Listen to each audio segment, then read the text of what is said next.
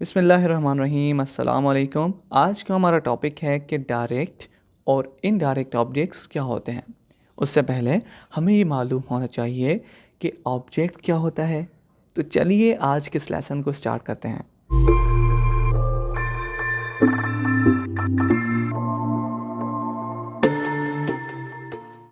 हमने previous videos में पढ़ा था कि सब्जेक्ट, वर्ब और ऑब्जेक्ट्स क्या हैं। एक बार फिर मैं आपको रिवाइज करवा देता हूँ एक सेंटेंस के थ्रू। वो सेंटेंस कौन सा है? I am eating an apple. मैं एक सेब खा रहा हूँ।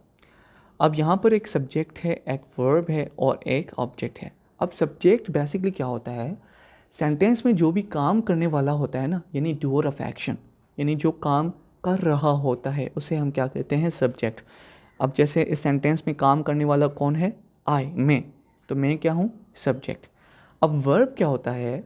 सब्जेक्ट जो भी काम परफॉर्म कर रहा होता है उसे हम क्या कहते हैं? वर्ब। जैसे इस सेंटेंस में काम करने वाला मैं हूँ, यानी सब्जेक्ट मैं हूँ, और काम कौन सा कर रहा हूँ? खाने का, ईटिंग, खा रहा हूँ। तो ईटिंग क्या हुआ? वर्ब। अब ऑब्जेक्ट क्या होता है? सब्जेक्ट जो भी काम कर रहा होता है सेंटेंस में, उस काम का जिस चीज़ पर असर पड़ता है उससे हम क्या कहते हैं? Object. In other words, objects ऐसे अल्फाज होते हैं जो सेंटेंस में किए जाने वाले एक्शन का असर अपने आप पर ले रहे होते हैं, यानी वो एक्शन को रिसीव कर रहे होते हैं। तो उन्हें हम क्या कहते हैं? ऑब्जेक्ट। जैसे इस सेंटेंस में आप देखें कि काम करने वाला मैं हूँ, आई, तो ये सब्जेक्ट है, और काम कौन सा कर रहा हूँ? खाने का, ईटिंग, तो ये वर्ब है। अब मेरे इस काम करने से, यानी खाने से, असर किस चीज़ पर पड़ रहा है? एप्पल पर, यानी खाई कौन सी चीज़ जा रही है? एप्पल। तो एप्पल क्या हुआ? Object. Another example, we are learning grammar. हम ग्रामर सीख रहे हैं। इस सेंटेंस में वी सब्जेक्ट है। क्यों? क्योंकि सीख कौन रहा है? हम। तो हम क्या हुआ? ये सब्जेक्ट है, यानी काम सीखने का हम कर रहे हैं, तो हम सब्जेक्ट है। ओके। और हम काम कौन सा कर रहे हैं? सीखने का, लर्निंग, तो ये वर्ब है। और सीख क्या रहे हैं? ग्रामर। तो ग्रामर क्या हुआ? ऑब्जेक्ट। तो आपने इन दोनों एग्जांपल्स में से समझ लिया कि ऑब्जेक्ट्स क्या होते हैं? ऐसे अल्फाज जो सेंटेंस में जो एक्शन है उसका असर अपने आप पर लें, उस एक्शन को रिसीव करें, तो हम उन्हें क्या कहते हैं? ऑब्जेक्ट्स। अब बारी आती है कि डायरेक्ट और इनडायरेक्ट ऑब्जेक्ट्स क्या होते हैं। Let's define them. Direct objects क्या होते हैं? वो ऑब्जेक्ट्स जो किसी भी एक्शन को डायरेक्टली रिसीव कर रहे हों, तो वो डायरेक्ट ऑब्जेक्ट्स होते हैं।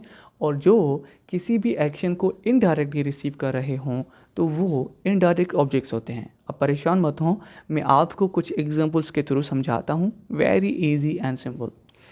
Number 1, mother told her children a tale. Tale का मतलब कहानी होता है। माँ ने अपने बच्चों को एक कहानी सुनाई। Mother told her children a tale. अब यहाँ पर सुनाने वाला कौन है? माँ, मदर। तो वो क्या हुआ? सब्जेक्ट। अब उसने काम कौन सा किया? सुनाने का, यानी उसने कहानी सुनाई। तो ये वर्ब है, टोल्ड। अब यहाँ पर आप देख सकते हैं कि there are two objects here which are receiving the action. यहाँ पर दो ऑब्जेक्ट्स हैं जो एक्शन को रिसीव कर रहे हैं। नंबर 1, माँ ने सुनाई। क्या सुनाई? कहानी, तो यह भी ऑब्जेक्ट है। माँ ने सुनाई किसे? अपने बच्चों को, तो ये भी ऑब्जेक्ट है। अब यहाँ पर एक डायरेक्ट ऑब्जेक्ट है और दूसरा इनडायरेक्ट। अब कैसे पता चले कि कौन सा डायरेक्ट है और कौन सा इनडायरेक्ट? Very simple. हमने कहा कि डायरेक्ट ऑब्जेक्ट कौन से होते हैं? जो किसी भी एक्शन को डायरेक्टली रिसीव करें। अब यहाँ पर कौन सा डायरेक्ट ऑब्जेक्ट है? मदर टोल्ड, माँ ने बताई। क्या बताई? कहानी, टेल। तो ये हमारा डायरेक्ट ऑब्जेक्ट है। आप देखें कि ये एक्शन को डायरेक्टली रिसीव कर रहा है कि माँ ने सुनाई। क्या सुनाई? कहानी। तो ये डायरेक्ट ऑब्जेक्ट है। और किससे सुनाई? ये होता है इनडायरेक्ट ऑब्जेक्ट। हर चिल्ड्रन, अपने बच्चों को, तो ये इनडायरेक्ट ऑब्जेक्ट है। Another example, mother cooked lunch for us. माँ ने हमारे लिए दोपहर की रोटी पकाई। अब यहाँ पर पकाने वाला कौन है? माँ, मदर। तो ये जिसने काम किया वो मदर है, तो ये सब्जेक्ट है। और उसने काम कौन सा किया? पकाने का, कुक्ड, तो ये हमारा वर्ब है। अब उसने पकाया क्या? लंच, तो ये डायरेक्ट ऑब्जेक्ट है।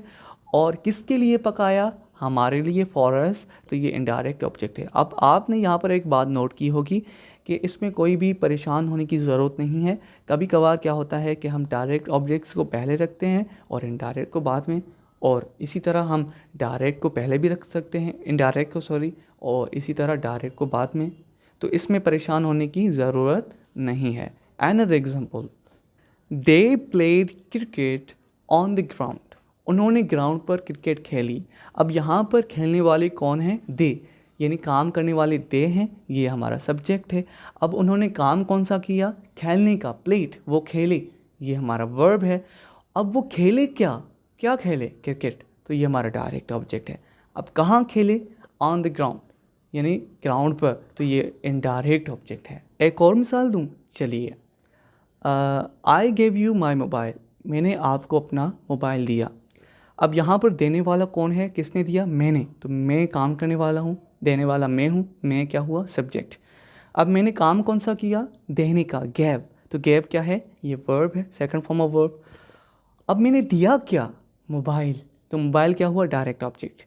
और किसे दिया? यू, तुम्हें, तो ये यू क्या है? Indirect object. अब यहाँ पर एक इम्पॉर्टेंट पॉइंट है जो आपको अपने माइंड में रखनी है, वो क्या है? आप पहले ये सेंटेंस देखें कि mother told her children a tale. अब इस सेंटेंस में हर चिल्ड्रन ये इनडायरेक्ट ऑब्जेक्ट है और अ टेल ये डायरेक्ट। अब जब हम इस इनडायरेक्ट ऑब्जेक्ट को डायरेक्ट ऑब्जेक्ट के साथ रिप्लेस करेंगे तो फिर क्या होगा? देखें, mother told a tale to her children. तो आपने देखा कि जैसे ही हमने इनडायरेक्ट ऑब्जेक्ट को डायरेक्ट ऑब्जेक्ट के साथ रिप्लेस किया तो जो इनडायरेक्ट ऑब्जेक्ट था उसने अपने साथ प्रीपोजिशन टू को ऐड किया। यानी जब भी हम पहले डायरेक्ट ऑब्जेक्ट को रखें और बाद में इनडायरेक्ट को, तो जो इनडायरेक्ट ऑब्जेक्ट्स होते हैं जो लास्ट में रखे गए हैं वो अपने साथ प्रीपोजिशन टू या फिर फॉर को यूजुअली ऐड कर देते हैं। जैसे पहले था mother told her children a tale, तो पहले इनडायरेक्ट था, बाद में डायरेक्ट। लेकिन जैसे ही हमने डायरेक्ट को पहले रखा और इनडायरेक्ट को बाद में, तो उस इनडायरेक्ट ऑब्जेक्ट ने अपने साथ प्रीपोजिशन टू को लगा दिया।